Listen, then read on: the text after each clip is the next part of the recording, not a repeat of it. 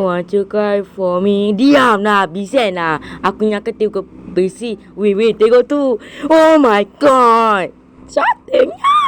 Cantik apa? Membazir. Semua lampu terbuka. Kau ni apa? Macam hotel. Memanglah. Kenal buka lampu lamanya. Tahu-tahu hantu banyak. Tengok tu. Oh, cantiknya. Membazir lah. Kau ni apa? Hotel ke apa ni? Yelah Ismail. Kalau tak buka lampu mana ada cantik. Plus yang tu beruang latar macam mana? Betul-betul. Wow, cantiknya. Weh, saya suka. Weh, Mai. Weh, kau tengok rumah ni, apa?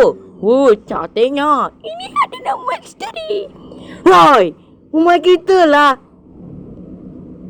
Rumah sendiri pun tak berkenal ke? Lah, aku terlupa. Siapa tak tahu lampu tadi, ha? Dia. Jimat elektrik. Sama jangan pembazir. Laku apa ni dia buka? Laku apa ni? Tak tahu. Allah. Siapa main PM5 ni? Tak ada main PC pun tak ada T. Laku Alice Asilov tapi tak top. Lapu gelit-gelit. Memanas betul lah. Malah lagi yang dia ni. Kawan-kawan, ingat kena jimat elektrik tau. Tahu rugi. Elektrik bil ni siapa nak bayar? Dia baru rugi.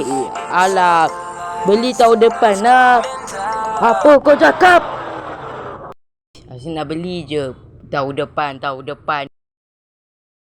Jimat budaya itu kita. Ingat.